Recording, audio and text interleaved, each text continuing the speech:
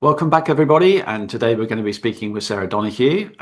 So Sarah, I follow Sarah's Alchemilla Substack, and I just obviously it's all the things I'm interested in. It's got some Vedic information on there. She's talking about iridology, herbal, so it's all the sort of stuff that I'd be super interested in. And we've got a connection as well because in the past I'd edited some of her articles for various magazines. So I kind of knew her, and then she reached out to me and was just asking some questions, and then we connected. So I thought she'd be a great person to have on and talk. And you recently, I think was it last year or was it the year before, your book came out, your Modern Iridology book as well, Oh, the 2024? time goes by so quickly, doesn't it? It feels like yesterday, but it's probably about 4 years ago now, I Oh, think. really? Was it that Maybe, long? yes, quite a while. Okay, I didn't think it was that. I didn't think it was that long ago, but I just thought it'd be great to get you on, have a chat to you, and just go through some of your background. You know what you've been doing. I was particularly interested when you were talking about, as well as the sort of general diagnosis from the eye, you were introducing some sort of face reading and sort of the behavioural elements as well. Of course, that's all of interest to me as well. So perhaps we can sort of dip into that as we go along. So that'll be fun. But just for the benefit of people who don't know your work or haven't come across you, perhaps you could just give us a bit of an insight into how you got into this amazing field. Thanks, Andrew, for such a nice introduction. Um, a long time ago, I studied at the College of Naturopathic Medicine, and I was very fortunate at the time to have a teacher who it turns out we have both have a connection with. I believe you also have worked with Peter Jackson Main in Yes, the Peter. past. Yeah, I had him on the show Um, as well. So and he's a lovely man. And as well as being my teacher, he was also our family herbal practitioner.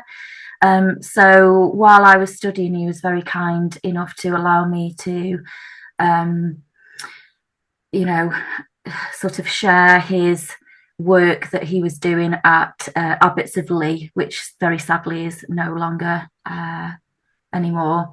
mhm. So it was quite nice that working alongside my family, he was sharing some of his protocols, and as well as being my teacher, we also studied iridology at the time as part of our naturopathic course at the college.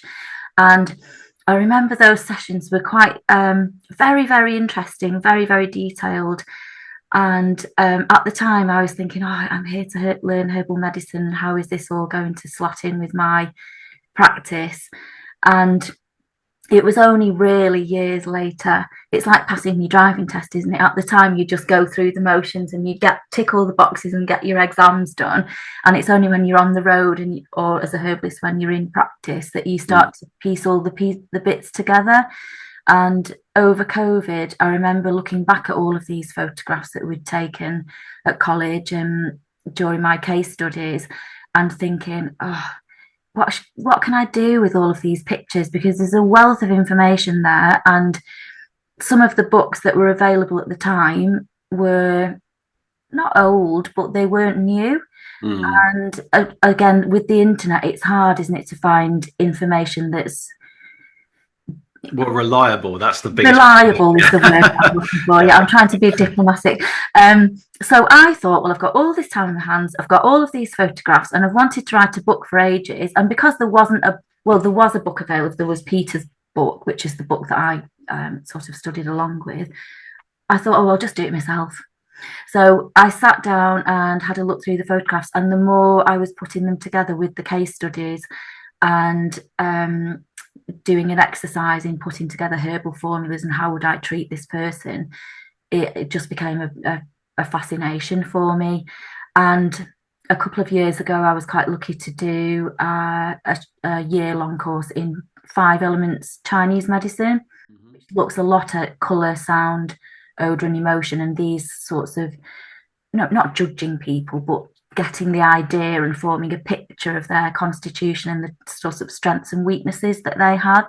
And alongside with the iridology, I find that is quite a fascinating avenue to explore. When you sit down with a person initially, look, we've got all of these tools at our disposal, haven't we? Pulse diagnosis, tongue diagnosis, but for me, when the person sits down, it's that instant sort of looking at their eyes, looking at Mm.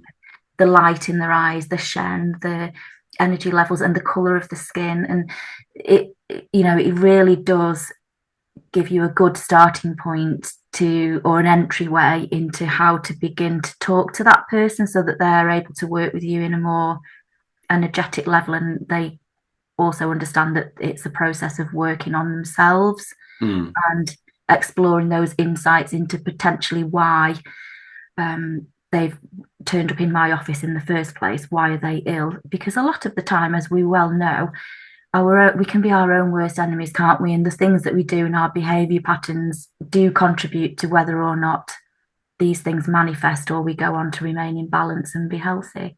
So that's a rather long-winded explanation of. Well, there's a lot to unpick in there. I mean, you Chinese medicine, face reading, iridology. So let's sort of focus a little bit on the iridology. How did you? So Peter's using it in a very sort of, you come in, he's looking at the constitutional type, and obviously he's got his herbal background as well, but he's got his own particular style that he's combining or treating using the eyes. How do you use the eye in the context of what you're doing? Are you more interested in the look, like the whiteness, the brightness? It's not so much about the actual structure of the iris, or are you really taking photographs, blowing those images up and really having a look inside and then trying to, how do you work with it? So I tend to be quite, I take a step back from it and I use it quite intuitively. And very often when you show people a photograph of their iris, they can be quite overwhelmed, can't they? Because it's very rare. We look at ourselves in the mirror every day. People have never seen their own eyes. And I really love that experience of intuiting what the person themselves sees from that. And I mean, our own favourite topic is always ourselves, isn't it? We like to talk about ourselves, but some people don't. And also that is quite telling when they're not willing to share that. And I think you can see subtle signs, I would say, sort of, the size of the pupil, how much light is coming in or not.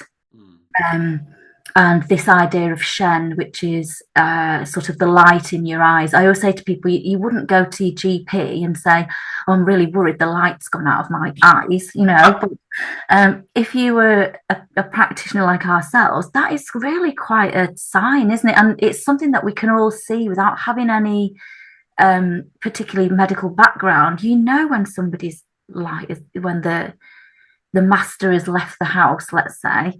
So I like looking at those kinds of signs, which are not medical, but they are real. And then if the person is interested and they have booked specifically for an iridology session rather than just a herbal medicine consultation, I will look at pattern and colour and markings if that's their thing. But personally, I tend to go a little bit more along the intuitive route. So it sounds like you're almost a little bit slightly more towards the behavioural side anyway, maybe that you're just looking at patterns and overall trends, and then you're assessing somebody's, like, how they're going to express themselves. So we have the collarette, or ANW, we call it the expression ring. So depending on how vibrant that ring is, if it's sort of super jagged or if it's very rounded and regular, that immediately tells you how the person is. It's going to be all sort of, if it's all jagged and all over the place, it's sort of very start and stop, like it's either full on the pedal or backing off. And so they've got that kind of motion. Whereas if it's very round and regular, the person just comes over very soft and clear, or they're just regular in the patterning. There's no variation. You could go away and give them quite a complex set of, like, a protocol, and they'd follow it regularly. There wouldn't be any variation. Whereas the sort of very undulating ring, they go home really terrifically excited about it, did it for about 2 hours and then got bored with it and went and saw somebody else. So that, just looking at that very simple thing can tell you so much about how the person is going to react. So it sounds like you're already doing that. For example, I remember that at the time there was a lady that I was working with, and I know this might sound awful. It's not that I didn't like her, but there are certain clients that you have, and you think, oh, if only you would just kind of do, you're here for my advice. If only you would sort of go away and to kind of take that on board rather than have your own agenda. We've all, I mean, I'm like that sometimes. We're all like that, aren't we? And this is back in the day when I was a lofty student, when I thought I could, heal the world. But she came to me, and she was a silk type iris, which is, we might call it a self-protective iris, where the fibers are very, very close together, uniform, almost very tight, like a guitar string. But actually, she was a very, very gentle lady and very nervous. And I think sometimes people can come across as being very hard, but the reason behind it is because they're actually so soft inside, and that's their shell, isn't it? Their shield, a way of protecting themselves from the outside world. And yet, actually, if we look at the opposite to that, where somebody has lots of light coming in and the fibers are very, very open,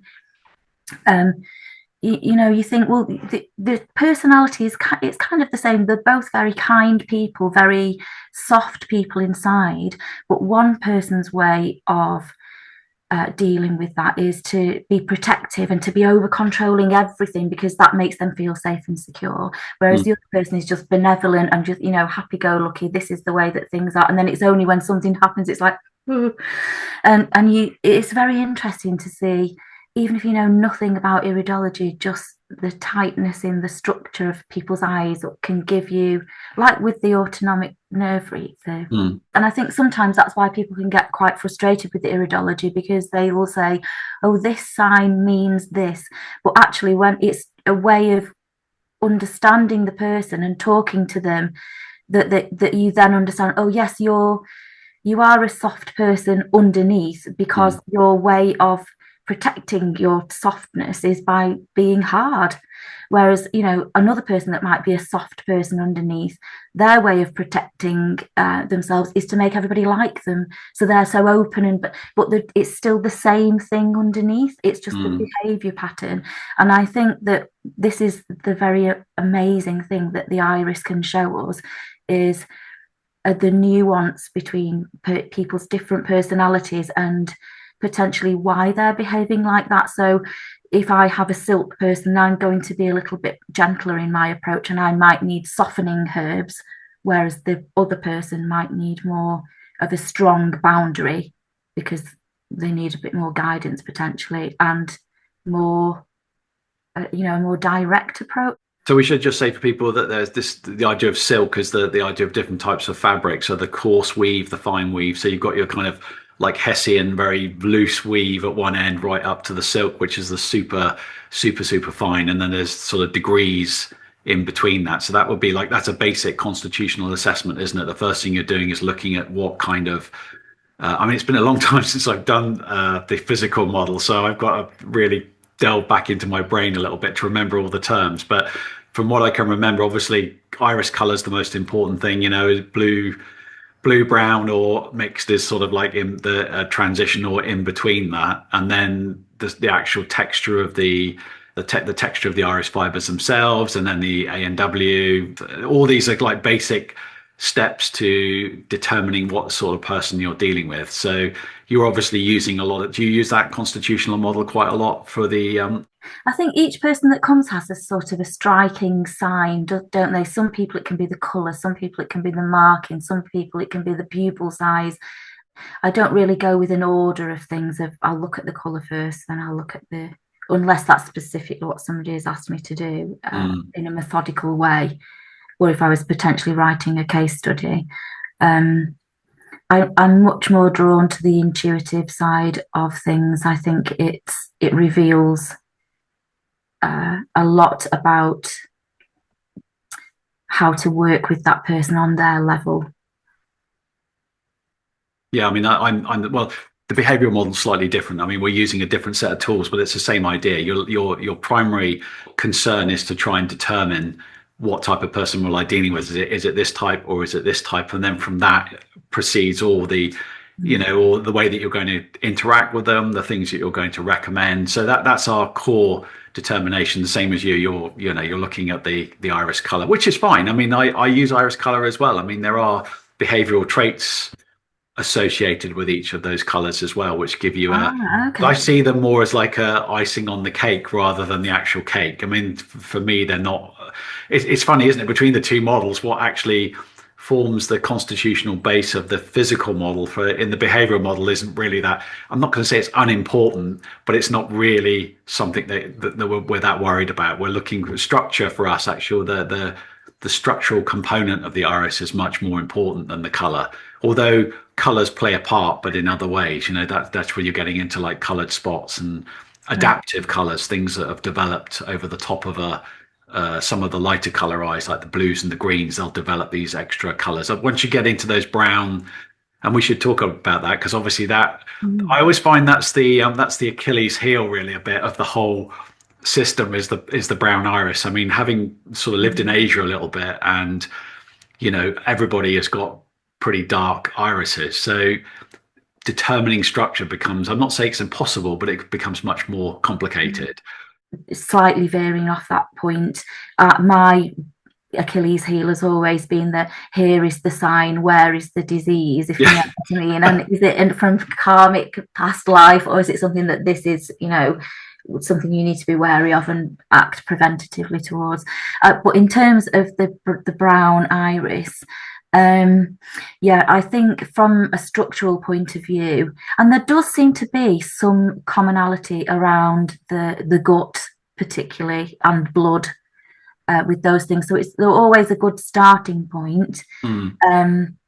And again, the presentation of is that person looking at you while you're talking? Are they looking around the room? Are they intently focused? So there are other signs, aren't there? But I know what you mean. It's much more difficult to add nuance to the brown iris because it is much harder to photograph. And Oh yeah, I mean it's a nightmare to photo. I mean that took me years and years of a lot of experimentation and to get half decent results. I mean, luckily we live in an age of digital photography, so now you can really manipulate images. And I mean, the general way I sort of see it is that all the fibers are there. We just can't see it because of the surface pigmentation. So I have to try and imagine that I've stripped away all the color and what am I looking at? And therefore, if anything is visible, if I am seeing structure that's able to penetrate that deep, rich brownness, then it must be pretty important. So you give it, so literally, you may not have so much to look at, but what you can see, you give more weight to because the fact that it's punched through.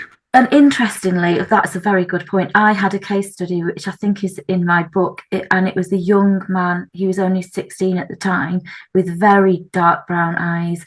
And he had a great big teardrop lacuna just in the kidney zone on the left side. Mm. And I said to him, "Oh gosh, that's interesting." And he said, "Oh, I've only got one kidney." He was, and so that was to me, it's like, oh, I know you see these cases, but it's like magic, isn't it? And you think, gosh, it's there. Look. It's like being a detective, really. You're going in and you've got clues and you're just trying to figure it out. So if you like detection, then iridology is really for you because it's following a path. And of course, there are lots of things, we've got hereditary stuff in there as well. You think about all those fibers have been formed, when the embryo is forming as well. So, I mean, I've changed my outlook from seeing it more as I used to look at it more as a dashboard, that's how we were taught years ago, that the iris was more of like a dashboard. But now I just see it more as more like a painting or something or a tapestry. It's just something that's there that gives you a sort of sense of where they've come from and where they're going. It's not maybe current. It's not current stuff, but it shows you potential, things that could be activated or not. Like you're saying, where's this, you see the sign, but you don't see the disease. It's the same kind of thing, but it's still emphasizing that something is strongly or can be strongly activated in that area of the iris or energy is being pulled there for some reason. It's an area of stronger influence. Yeah, and very interesting. One of the photographs that I did share with you was the picture with the psoric spots on, and I found an article about that a while ago in an old book, which was talking a little bit more about this idea of karmic imprints on the iris, which I think is absolutely fascinating. And of course, in our one lifetime, if that is the way it is, how are we ever going to know? And I found that really fascinating to see how, I suppose in modern day terms, we would call it genetics, wouldn't we? What we have inherited. But it would be a very interesting question to ask. Do we inherit personality traits as well as physical medical conditions, Definitely. I think so. Obviously, we're coming from a point, well, behaviorally, we're just coming from a point where a system was established and it's a work in progress. We're just testing it all the time. And if I see stuff, I'll have an idea what it might be, but then I'm always testing it to see if that's right. And then if you get a yes, you think, okay, good, ding, that's another in the right direction. But if you get a no, or it's a variable, you try and find out what is slightly different. And then that helps you improve how you would interpret it next time. So it is an ongoing, I should say that the two physical models probably been around about 180, 170 years, something like that. It's got quite a linear. I mean, there are claims that it goes way back to like the Egyptians and stuff like that. I don't know about all that. I kind of investigated that a little bit and I couldn't really make head or tail of it. Whereas the behavioral stuff is really probably only in the last sort of 50 years, I think. There was crossover early on. I noticed a lot of those old physical maps, particularly in the brain area, they talk about certain kind of emotional traits or something, and that's kind of morphed over time. If you look, those old, you get those old maps, you can see all the in the brain area, the sort of odd things put up there, stress, trauma, and all that kind of thing.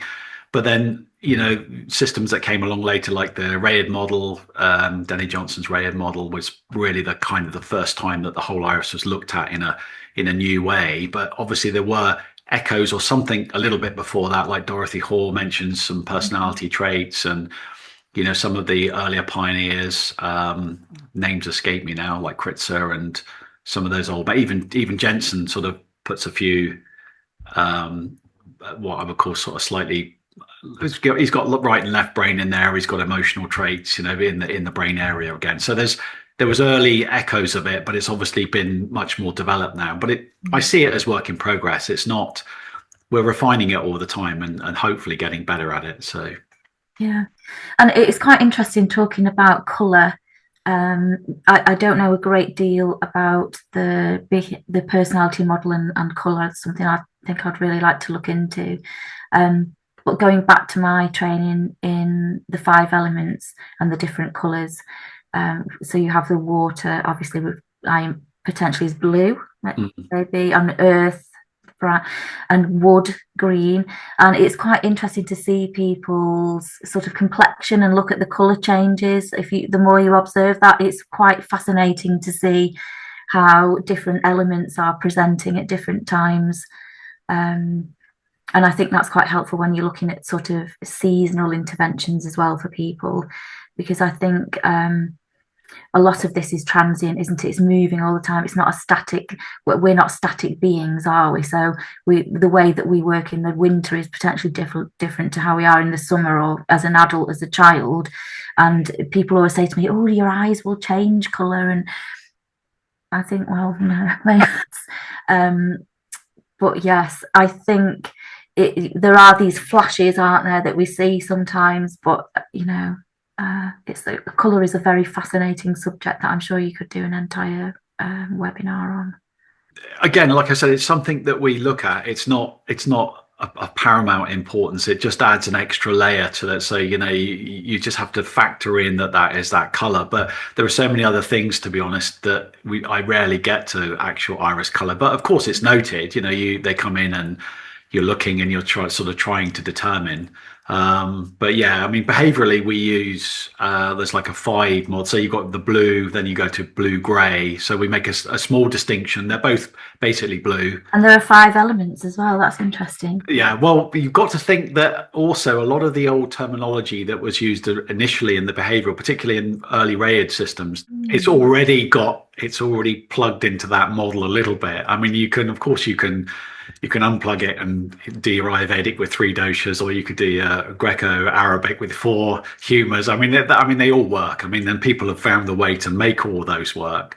But yeah, I mean, I just found that the system that we were using color-wise worked quite well. So like blue, grey, essentially both are blue, but and then you're getting into your green, which is like the intermediary ground, and then you've got your amber, and then finally brown. Because a lot of brown eyes, or what look like brown eyes, are actually amber. Yes, You can still see structure through them. They're not opaque. It's only when you get into and there's a big difference, between, say, somebody from India, somebody from Africa, and Japan and China. It's quite different. They're all brown. They look brown in daylight, but if you're actually under magnification and under photographic lighting, they're quite different. Particularly the East Asian eyes, they're not actually dense brown. You can see the fibers. Very often you can see the fibers through them.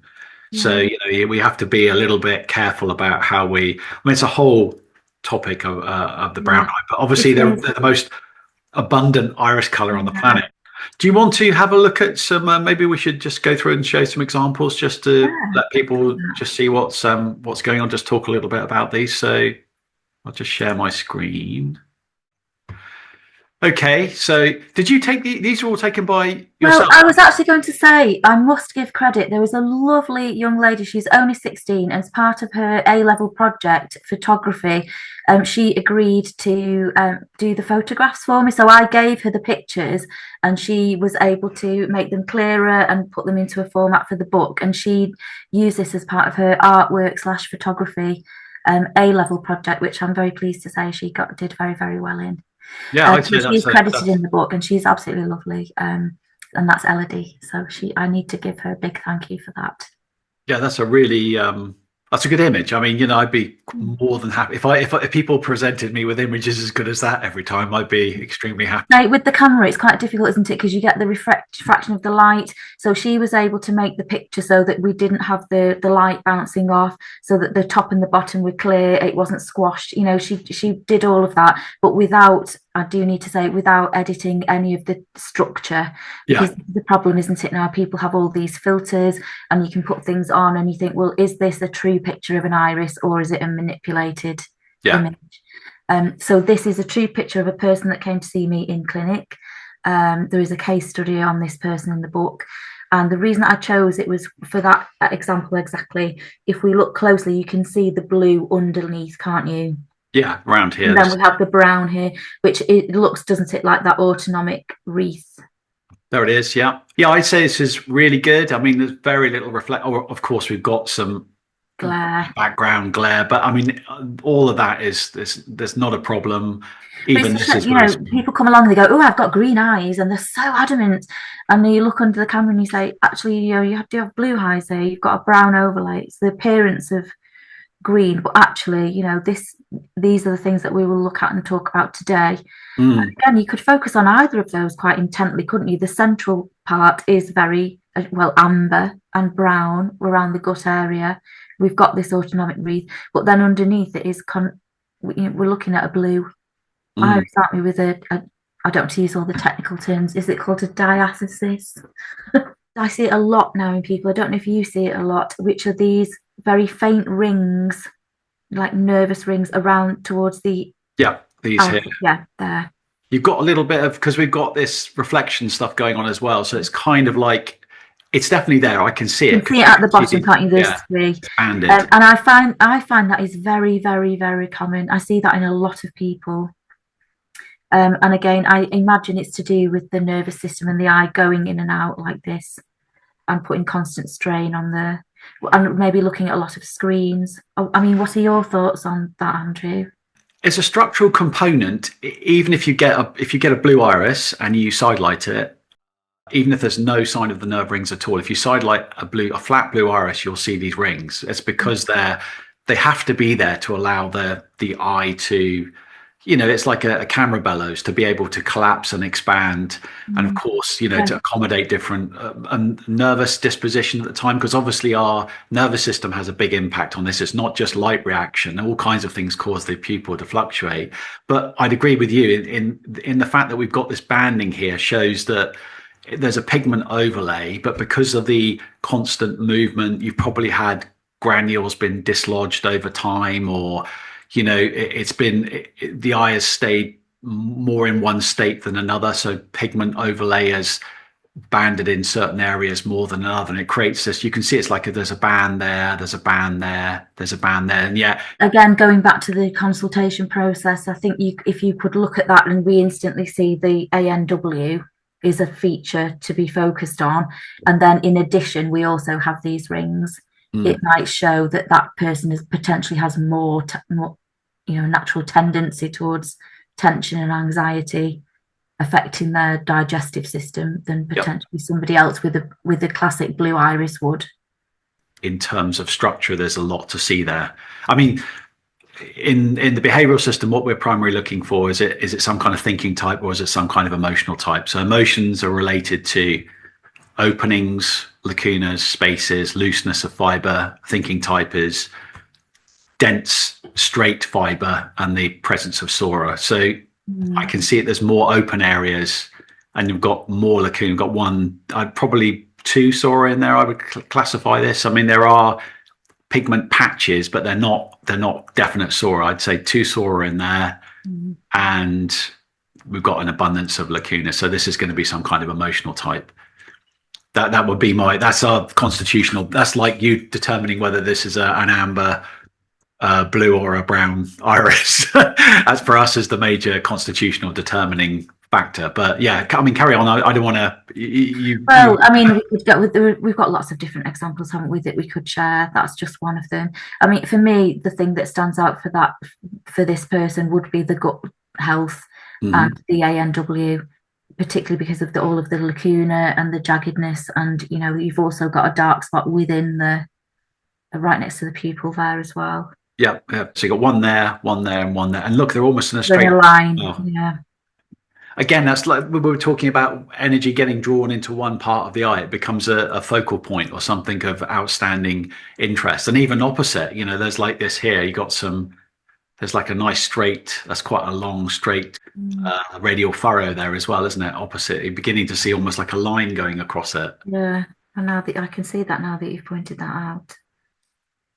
How do you do like left and right? Have you got any sort of how do you appraise left and right, other than being the left and right side of the body and the various associated organs? But have you got any energetics that you're interested in, like left or right? Do you see those in any particular way? Or I think sometimes I tend to go down the yin yang route if the iris is very, very different, or if there's a significant pattern on one side that isn't present on the other.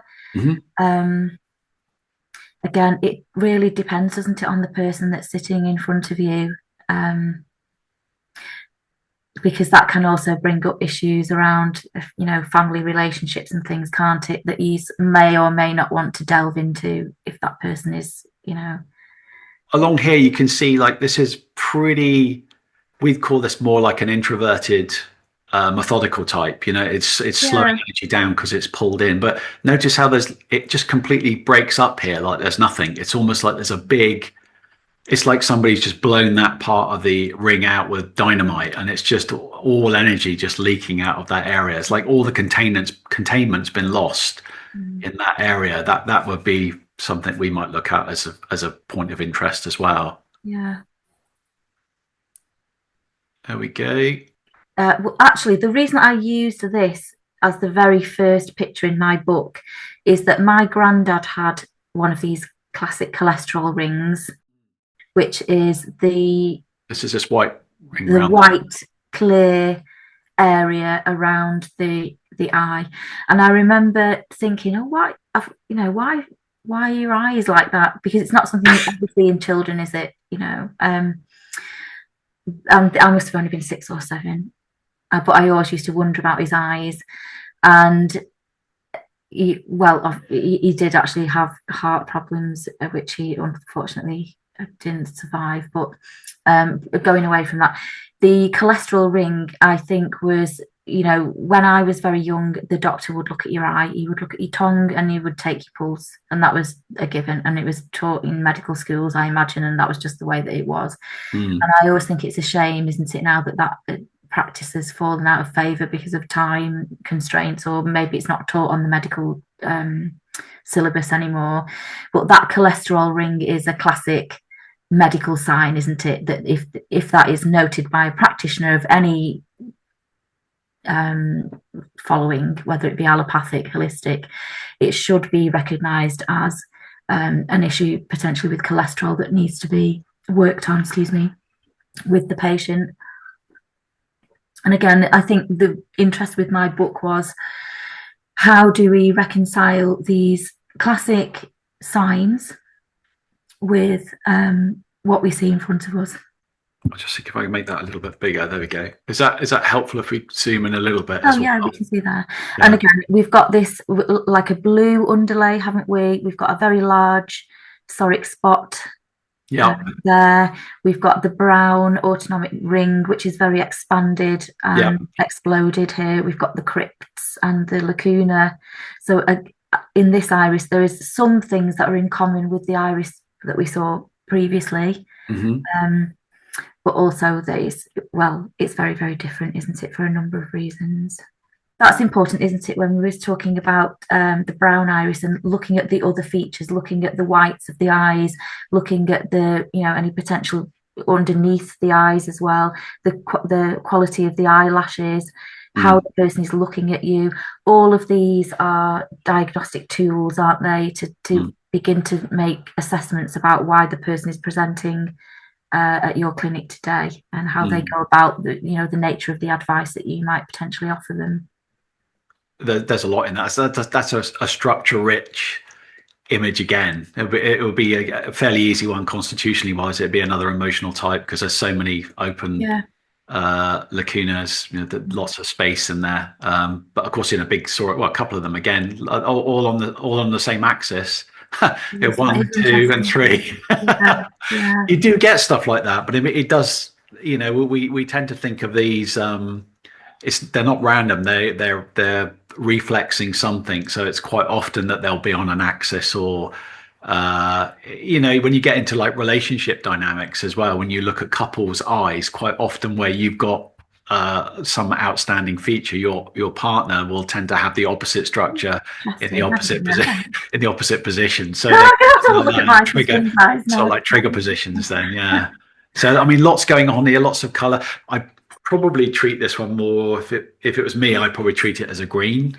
I read them as a green eye, and I would treat them as a green iris. The overlay is quite strong, isn't it? Yeah. But that's just how, like I say, we use that 5-color system. So I appreciate that it is, or was, a blue eye that's naturally it's developed changed its color patterning, but I would read it primarily as a green. It's very easy again, isn't it, to dismiss iridology as a pseudoscience, but actually there is a medical basis in things like the cholesterol ring, in things looking at people's iron levels, with the redness around the eyes, or the yellowing of the sclera. All of these are medically recognized signs. Just because the other things are not as widely documented, it doesn't mean to say that there is inherently anything less to be observed about the obvious signs and the more nuanced things that we can see, especially, as you say, now with cameras and the digital technology that we've got nowadays. We're able to look at these things. I think it would be very helpful if there was a resurgence in this kind of observational. I've noticed the last 10 or 15 years I'm running into more optometrists now who are interested in iridology. Before it was quite dismissed or dismissive. But I think it would be fascinating to know what GPs feel about this and how it might help them with their patients versus people that specifically are interested in eyes, looking at eyes every day for people's glasses, if they have a different opinion on the things that they see day in, day out, because they're all, they must have records and records of people's client patient data, which would be very fascinating to study. Absolutely. Even just on the most basic level of just understanding how to communicate with a person in front of you. If if it's somebody that's got this type of eye structure, that's going to be quite dynamic. It's going to, they're going to want to cover a lot, but quickly. It isn't going to go like super deep. what they want is they want a sense of where we're going and a sort of a sense of direction.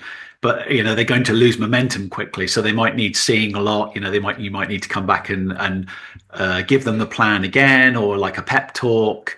Because there's a lot of energetic in this eye. There's a lot of outward moving energy. It's a lot of dissipation. It's all or nothing. I mean, it's like it's sort of super full on, or it's just loses the plot. And just knowing that would help you understand the person that you were giving the information to. Stuff like that could be really useful. Let's have a look at another. Here we go. Here's a nice, good hematogenic. Oh, that's a good brown, yeah. And again, that's quite the person, isn't it? See, this one, we can see that the light is covering a large portion, isn't it? But I think with this one, you can clearly see those nerve rings, can't you, along the side at the left? Yeah. We've got a very classic autonomic nerve ring there, and you can see at the bottom that very deep ridge at 6 o'clock there. Yes. Again, it's the energy is leaking out there, isn't it? So that it goes to show, doesn't it, that and again we've got the lacuna around about 9 o'clock there. Yeah. So again, it's the technology that we have, isn't it? The better the cameras are, the deeper the information that we're able to access here. Because you've side lit it a little bit, you've got a little bit of the inner pupillary border showed up as well. So that's another ring that if the camera is good enough, I mean, I don't always get a shot as good as this, but I know that's an area of interest. We use that as well. That's one of the sort of 6 iris rings that we use. But it's obviously it's in the physical model as well. The inner pupillary border is an important marker. But yeah, that's a good image. I mean, it's clear. I can see it all. Okay, so we've lost, a 15th of it, maybe. I mean, but we're assuming you've had the advantage of looking at this eye as well, so you would know if there was anything really that needed to be seen, you would have seen it. So we're not too worried that that's been lost with that. So overall, we get a sense of it's a good. And I think thinking back, this was quite a nervous person.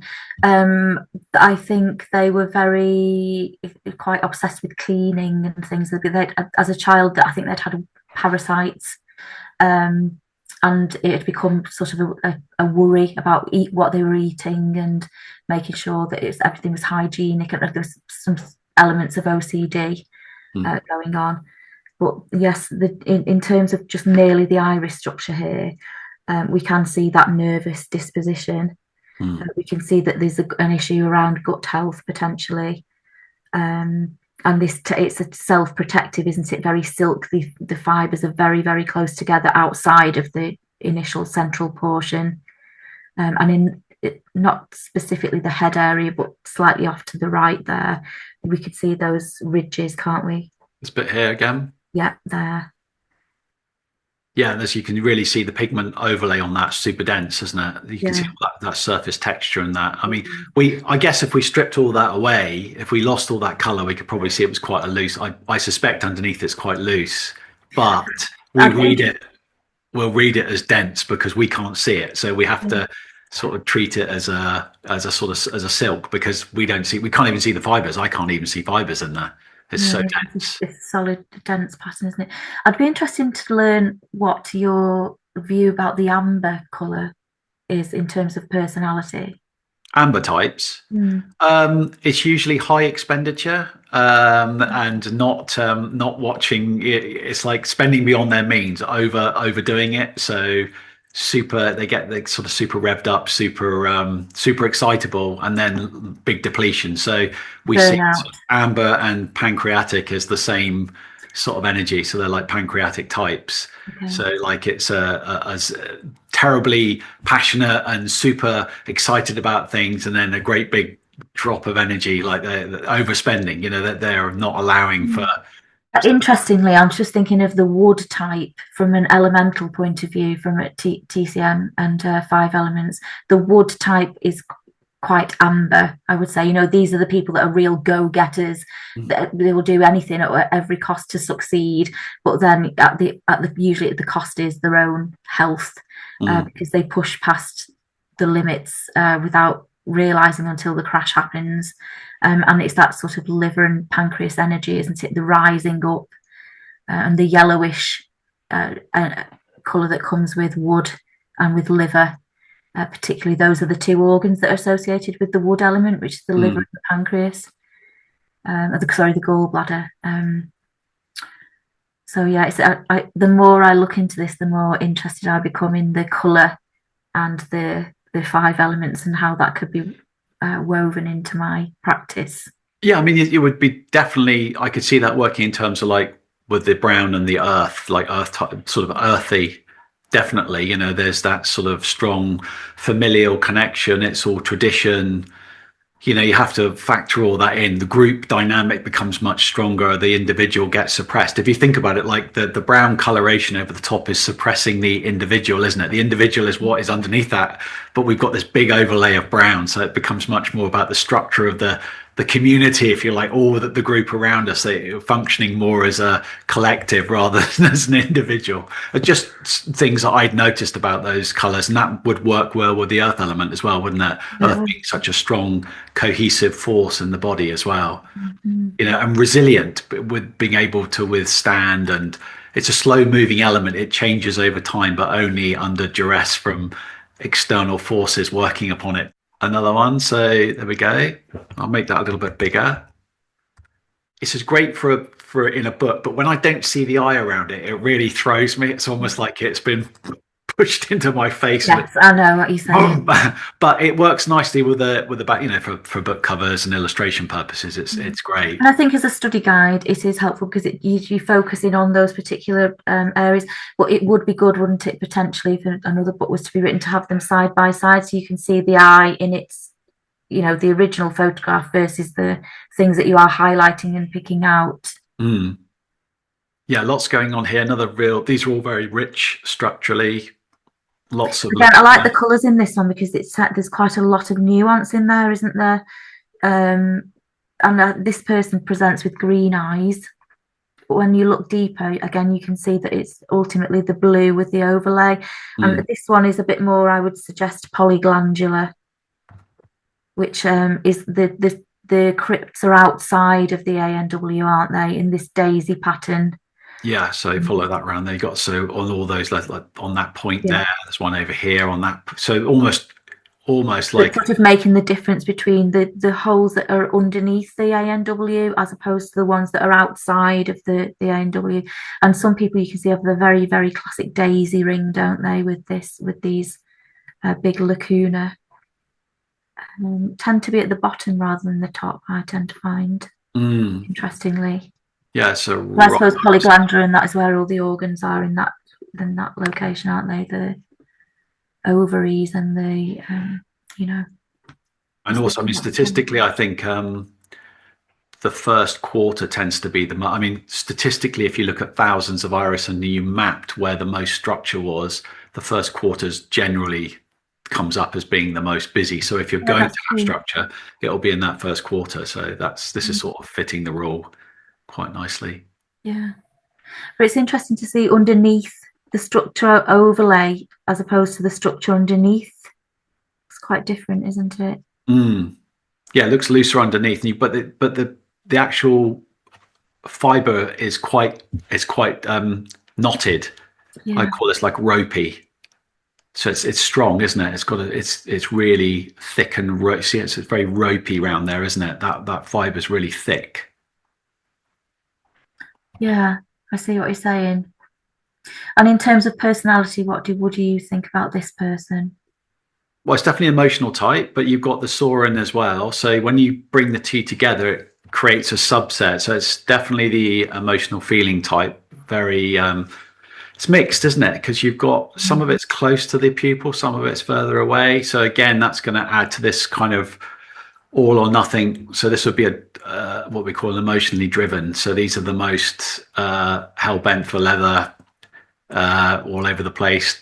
They overdo it, quite physically damage themselves, tend to get physically quite a lot of injuries young, and highly variable. I mean, all those polyglandular fits it quite well. It's like it is a true mixed iris, isn't it, this one? It's a pretty full on what we call emotionally driven type. So they They're like super intense. So it's like around 15 to sort of 25. That's when they're like mostly going to do themselves all their injuries or do something crazy, snowboarding or jump off a cliff or something wild, and then suffer injuries for the rest of their lives from. But they they have to really kind of make it quickly. They'll get disillusioned very quickly. So if they can make it and they're successful, they'll be super successful. So I guess what I'm saying is it's the entrepreneurial type, but if they don't make it, it actually can be pretty detrimental. It's one of the toughest structures to be in middle age, because they tend to have done themselves quite a lot of damage by the time they get to their, their kind of mid 50s. But I mean, lots of other things going on as well. I mean, you can see there's some good resilience there. I mean, the fact that this is ropey in here means that it adds a little bit of extra strength. So they've got a better sense of who they are, a better self identity. So that's good. That's what this type needs anyway. So there are some saving graces in there, but you've got like the leaf lacuna, which all these things will be, pedal to the metal, the accelerator going. It was a younger person that came to see me with this presentation, and it was a lot to do with polycystic ovaries and hormonal fluctuations and not knowing what to do with their life, and sort of, what's the expression? A caterpillar with so many legs that they don't know which way to run, for want of a better word. Yeah. Yeah, entertaining. It'd definitely be entertaining. There we go.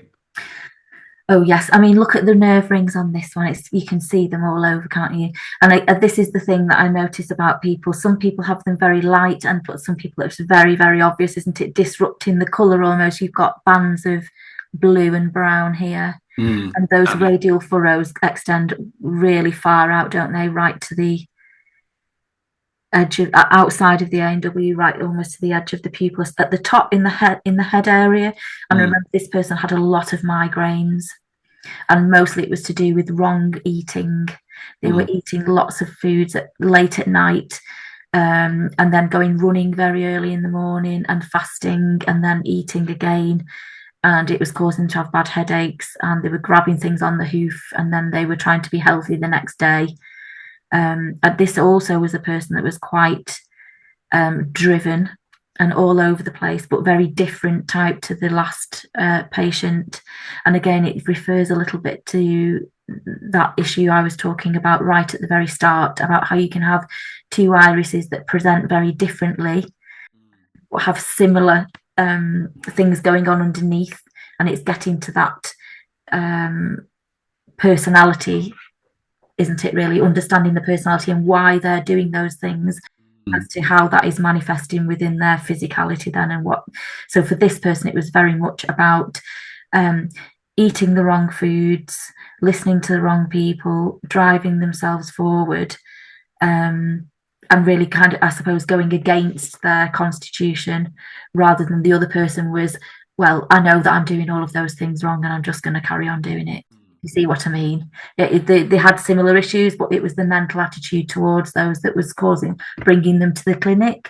So one person was eating the wrong foods, fully knowing that was the wrong food, but they craving the comfort, which gave them resilience for the next day. Whereas this person was just pushing on through and just continuing to do it because they couldn't see that was what was causing the harm. I know it's there, but you can't really see the expression ring. The A&W is almost vanished. So it's almost like they lost a sense of, the sense of self is almost completely obliterated by all these other things. It's like it's being overwhelmed and lost under this bleeding of color over it. It's just, I can't see where it ends, and the inner, the pupillary zone merges. No. It's just There's no clear definition. No clear boundary. No, without boundaries. That's what, when you said that they don't, taking advice from the wrong people, that's what made me look at that. So you get a sense of what's going on.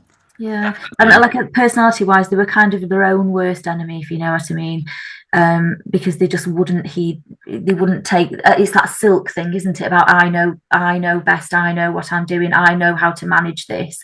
I just need this supplement, or I just need this, and then I can carry on doing what I'm doing, and it will all be fine until the point of no return.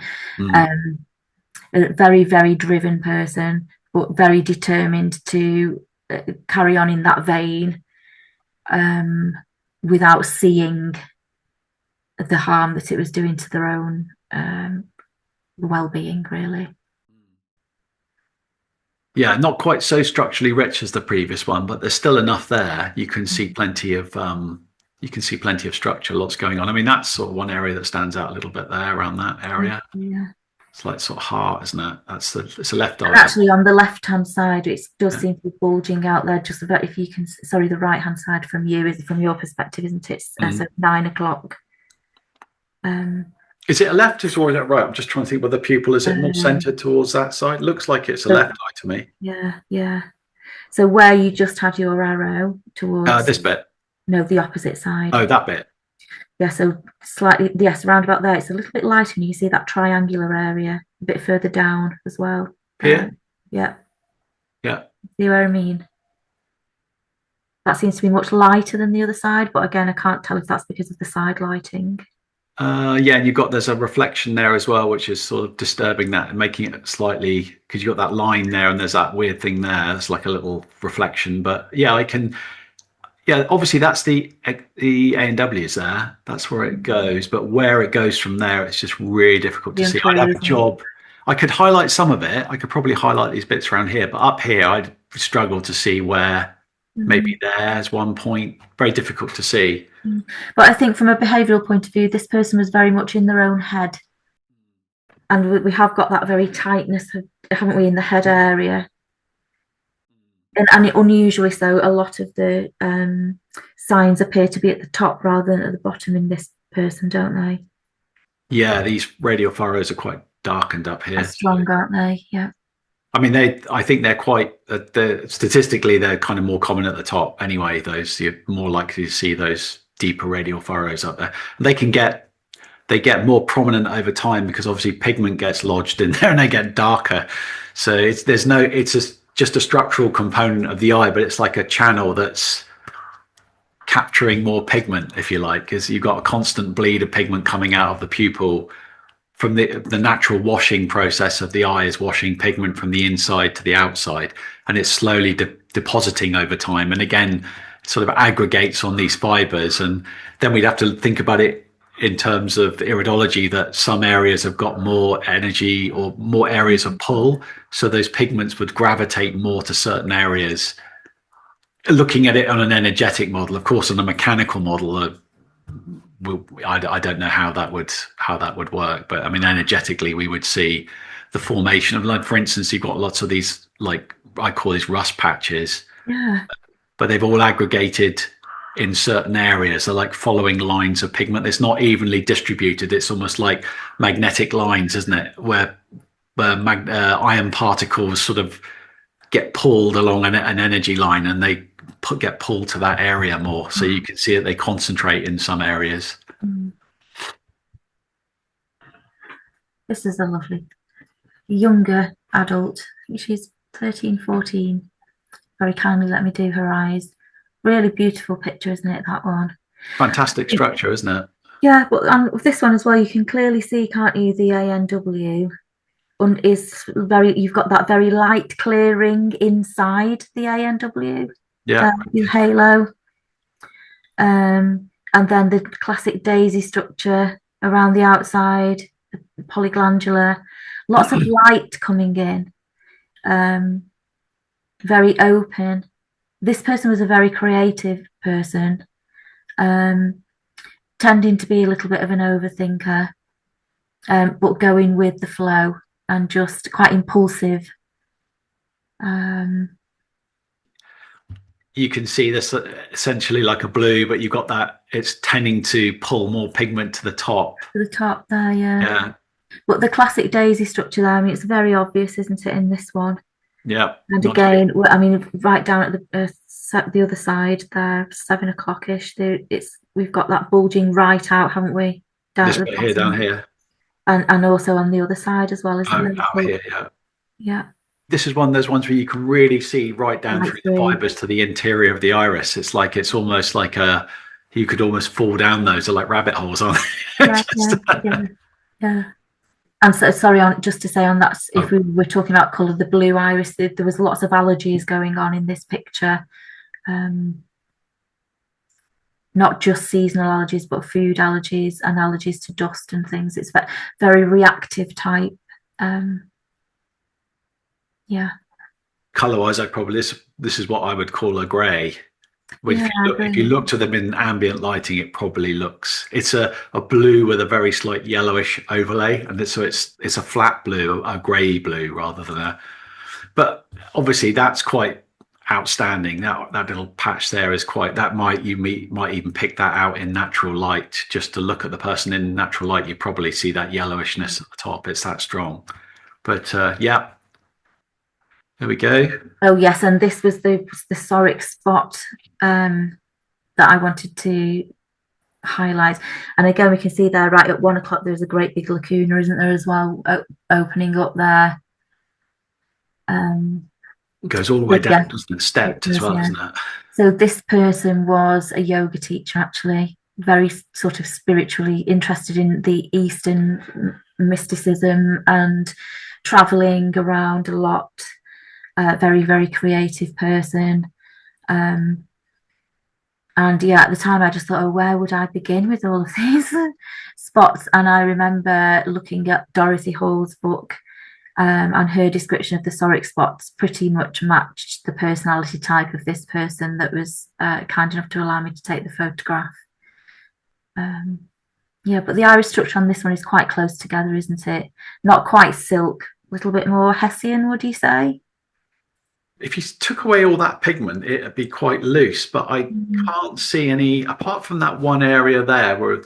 And maybe at the bottom, right at the very bottom. Maybe here a little bit, yeah. But they're not really, I wouldn't call these defined lacunas. They're more like rarefaction. That's just like spaces. Yeah, I agree. That one I'd go for a lacuna. I could probably call that a lacuna. And maybe even that one there. It's a slight rumble. Yeah, now that you've pointed that out, it is a slight one, isn't it, there?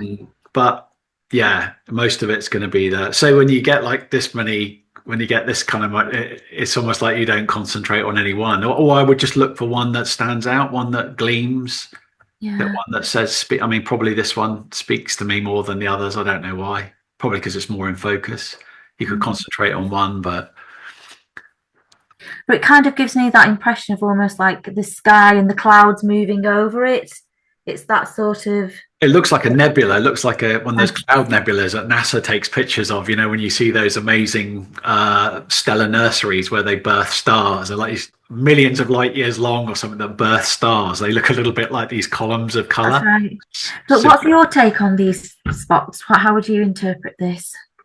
Well, it's a constitutional marker for us. So this would be the thinking analytical type. You've got so many in here though, but they're not really well defined.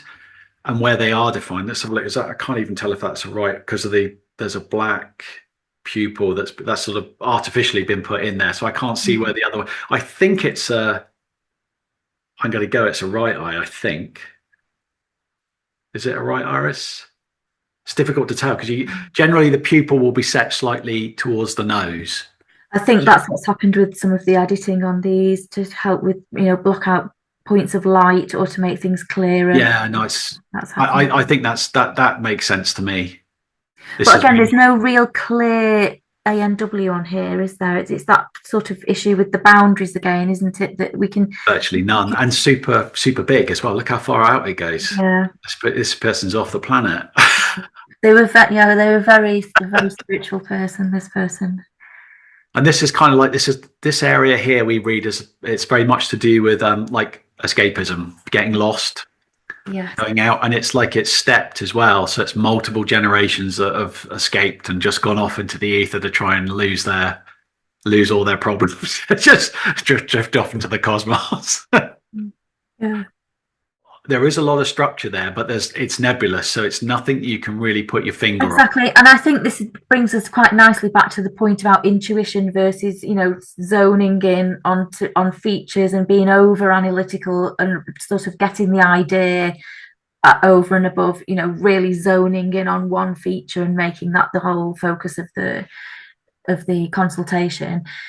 Having a picture like this does make you take a step back, doesn't it, and have to view it as a whole, as a holistic a picture, for want of a better word, because Totally. That's if you were to focus in on things, I mean, this person, you'd think, oh my goodness, you're not going to survive much past 30 because you've got. it needs structure, doesn't it? It needs there's a lot of stuff that's got to be released there. There's a lot of, like, I would go like cleansing, but you can't hard cleanse this because the structure's too all over the place. You'd have to do it gently, like sort of, you know, bitters, astringents over a long time, but really gently, and they need lots of structure. I mean, the opposite type of this, weirdly, would be what would be an empathic emotional, which is all about body centered grounding and disciplining the body. And it's weird that they've gone for yoga, which actually is like rooting, earthing, and trying to get centered in the body. So in a weird way, they've probably ended up doing something that's actually helping. It will And be. actually, it's really important, isn't it, to say this, because people sit down and have their eyes examined and they think, oh gosh, you don't want people to go away thinking, oh, I've got this, and this is happening, and this is a weak spot, because there are so many strengths to be seen in these images. And a lot of the time we can, as iridologists, focus, can't we, on, oh, look at this lacuna here, or look at this allergic reaction picture here. And if people are taught, and for me, the whole point of iridology is showing people that if you have a good understanding of your constitution, you are able to live better, because you're able to understand your strengths and understand your weaknesses and work on those so that you can remain in balance. And it doesn't have to be necessarily a picture of doom and gloom that, oh, I've been born with this horrible weakness that I'm going to have to manage my whole entire life. We've all got strengths, we've all got weaknesses, and I think sometimes it can be a world of pointing the finger and saying, oh, well, this means this means this, and I think this and I think that. And it's not about that, is it? It's about supporting the patient and the person that's there in front of you and providing them with the information that's going to benefit them for their own well-being. And these pictures are fascinating, and writing the book, I did feel quite drawn a lot of the time into that arena of nitpicking and thinking, because I was so keen to explain to people and educate people about iridology and how fantastic it was. But at the same time, I think you could write another book which is just purely focused on people's positive strengths. I mean, behaviorally, nothing in the iris is bad. It's all there for one benefit, and that's you. And quite often, like we say about that, I was talking about the tapestry of the iris, and it's not just you, it's about it's a collective of generations as well. So everything that's in there is what's enabled you to survive. You've survived because of what those things have given you. So you don't want to get rid of them. They are actually a benefit. That's a wonderful way of putting it. I've never thought of that before. But you just want to try and get the best. You want to understanding it is half the problem. Once you understand the tendencies of it, you can work with it and get the best from it. Because basically, I see all these patternings as just autopilot. If you don't bring attention to any of this stuff, this is how you'll function on autopilot, and it'll enable you to get through the flight and you'll survive. But if you can bring a focus and attention to it and see the benefits of what's there, you can take the plane off course and go where you want to go, and you can do much more. So, and it's showing people, isn't it? Like, I think at that moment where you think, oh, that's why I'm like that, or that's why I'm drawn to doing these things, because it's part of my makeup, and it's not there to sort of hit you with a stick with. It's just to say, look at, the reason that you're comfort eating potentially is because you are a naturally an emotional empathic type, and that's your default mode. There's nothing wrong with that, but once you're aware of it, then potentially you've got a reason to stop doing that, instead of making it, as you say, on autopilot, that's the way that you behave when a certain situation arises. And it's having that information, isn't it, and knowing that that's part of my makeup and that's who I am. I just need to be more aware, and sometimes having somebody else tell you that is eye-opening. Is that the last one? So I think I know you wanted to finish up on that one. That was one that was particular. Oh, the self-protective iris. Yes, that was the lady that I was talking about right at the very start when I was talking about the self-protective person. She was really one of those people who you would not get in their crosshairs, put it that way. Very very rigid in her ways. Everything was very regimented. everything was, hair always in place, hair and makeup, everything had to be as so. Mm. But I think underneath the reason for that was because of this very soft, gentle person who really found the stresses and strains of modern life quite difficult to cope with. Mm. And for her, having everything under control was what gave her a sense of safety and a sense of security. And I think understanding that allowed me then to be a lot of people, it's that kind of thing where you get people's back up because you are quite, this is the way it's going to be, this is the way I've always done it, and this is how I want it to continue. It allows you to see underneath that and work with that character to not cajole them, but bring them around to, have you potentially thought about doing it this way, because in a softer way, rather than going, well, actually, I don't think that's, it's all about how to talk to people, isn't it? And looking at the person's iris, you can see it is a reflection of their personality, but the reason why they are like that is really because of this soft, lovely, kind person underneath that just finds the world a very, very difficult place to be. You can see the same thing in the hand. If you look at the lines, if you look at in the iris, the balls of the feet, the fingerprints, even the ear, Yes, our bodies are just a mirror, a hologram. It's a mirror of everything. It doesn't matter where you look, it all gives you the same kind of information. So it's just that the iris is particularly fantastic to look at, and amazing, and it's probably a lot more detailed than anything else. So I think what we can extract from the iris is probably a little bit richer than some of the other methods that we're using. So it's an excellent diagnostic tool. Admittedly, you need really kind of photography to, I think it's very difficult on a one-to-one when you've just got a light and a magnifier and you're conscious of not being in the other person's face too much. You don't want to be in there for hours shining a light in their eyes. And I think my camera is quite an inexpensive camera. Some iridology cameras, as you know, can be very, very expensive, and I'm sure that technology is getting better and better. But I function with quite an old laptop, a camera that plugs in, and I sometimes ask the person themselves to look at the camera, have a play around with it, before we switch the light on, just so they know how to focus, how it works. And they're quite happy to take their own photographs sometimes, and then just save it as a file. And it's each time they come back, we'll say, well, let's look at the iris again. How does this fit in with what's happening at the moment? And they love to keep those pictures as part of their journal and their health and well-being journey. So I really try to be very non-technical when it comes to taking the pictures. Like I say, the camera that I've got, it's very old now, but it does its job. It works. I would be interested to look at some new technology, but I think I am wary of over technifying things, because my approach is the intuitive way. And I think just having a good enough picture gives you a general idea.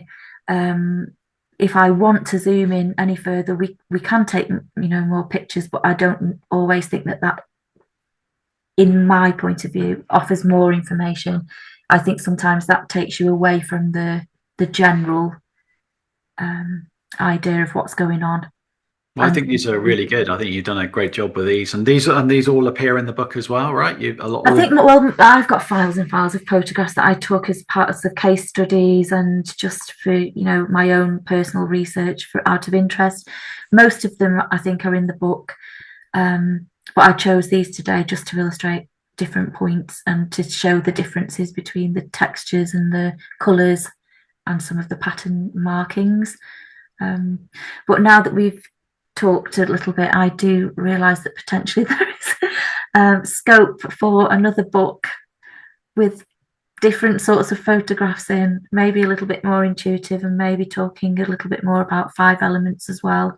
I think that's a really important point you brought up, and it totally chimes in with what I'm doing. I see less and less emphasis on individual parts in the iris and then just apprehending it as a whole and getting a sense. That seems to be a lot more where I'm going as well with it. I'm more interested in sort of, once you've determined what you're looking at, how do they work with that, rather than sort of going in. And of course you can still go in and focus on one bit if it's of particular, the minutiae and easy to get lost, because it's a little mandala of your ancestry. It's everything that's going back, maybe 3-4 generations. There's so much you could explore, but does that person really need to do all that? In their own time they can do that, but if you're I think it's information overload for some people, isn't it? They've come there because to visit you because they're not well and they want some general advice.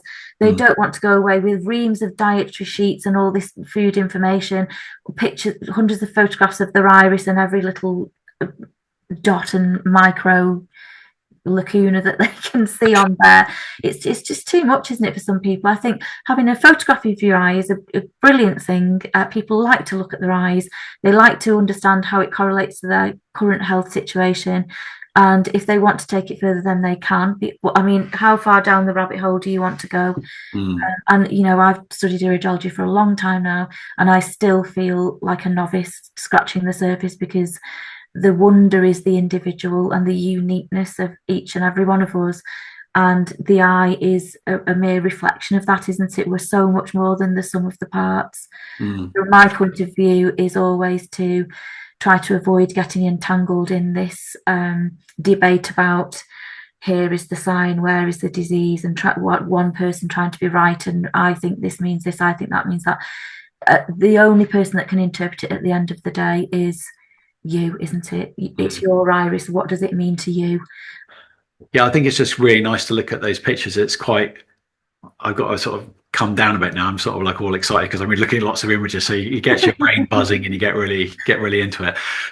I think we'll wrap it up there. So thank you for coming on and talking about all that, Sarah. It was fantastic. So if people want to get in contact with you, have an iridology reading, herbal. Of course, we didn't even touch on the herbalism side. Of course, you're a very accomplished herbalist. Your Substack has got lots and lots of information about, how to prepare herbs, interesting things about herbs. I encourage everybody to go and explore we'll put up your Substack link as well, so people can go and have a look at that. And then there's your book, Modern Iridology, a holistic guide to reading the iris by Sarah Donoghue. So Aeon Publishers, same as myself.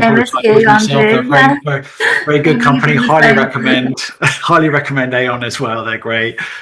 And so what's the best way for people to go about getting in contact with you? How do you prefer to be? Just email you or do it off the website?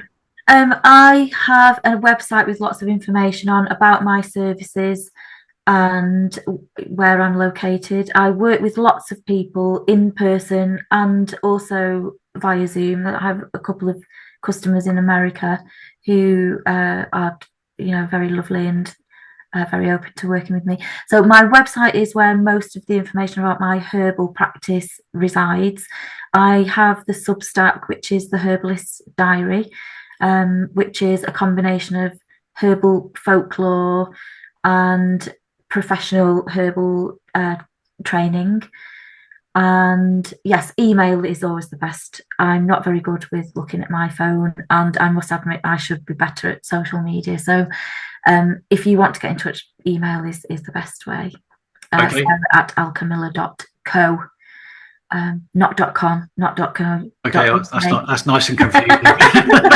I'll make sure I put the right link up so you can follow that. Yes. And it'll be all underneath in the notes, so people can just click on it and go straight to it. Thank you very much, Andrew. I've had a fascinating conversation with you today, and it's really opened my eyes to looking a little bit more at what you do and looking at the personality side of things and incorporating that into my work. So fantastic. Well, thank you again. Hope to talk to you again in the future. Thank you for coming on, and brilliant. Thank you. Bye-bye.